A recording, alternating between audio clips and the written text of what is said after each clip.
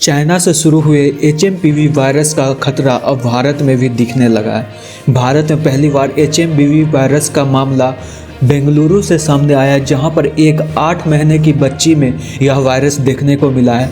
आपको बता दें कि अब तक भारत में कुल 3 एचएमपीवी वायरस का मामला सामने आ गया है, जिसमें 2 मामला बेंगलुरु से और 1 मामला गुजरात से सामने आया है। इसे लेकर स्वास्थ्य विभाग ने भी सतर्कता अलर्ट जारी कर दी है, जहां भारत में यह मामला पहली बार देखने को मिल रहा है। बेंगलुरु में एक 8 महीने की बच्ची इस वायरस से संक्रमित पाई गई है। बच्ची में बुखार, खांसी और सांस लेने में तकलीफ जैसे लक्षणें दिखने के बाद डॉक्टर ने उसमें एचएमपीवी वायरस की पुष्टि की है। एचएमपीवी वायरस यानी ह्यूमन मेटान्यूमो वायरस मुख्य रूप से श्वसन तंत्र को प्रभावित करता है। यह वायरस खासकर देखा जा रहा है कि छोटे बच्चों और बुजुर्गों लोगों में ज़्यादा फैल रहा है। इसे लेकर स्वास्थ्य विभाग ने भी एडवाइजरी जारी की है।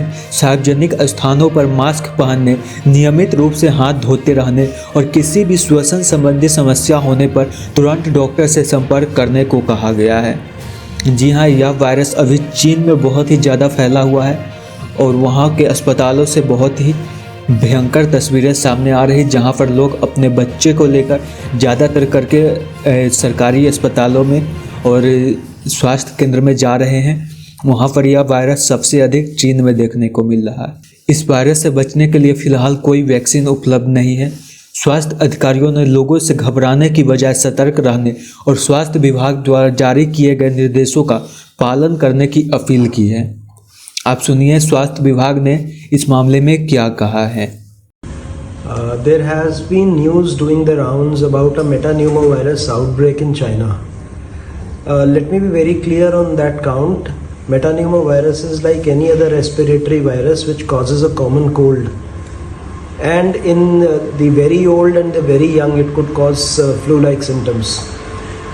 However, we have analyzed the data of the respiratory outbreaks within the country. There is no substantial increase in December 2024 data. In any case, during winters, there is an increased outbreak of respiratory virus infections, for which our hospitals are usually prepared with the necessary supplies and the necessary beds. One thing I would like to convey to the public is to take the general precautions that we use against all respiratory infections, which means in case somebody has cough and cold, he should avoid coming in contact with a lot number of people so that the infection does not spread.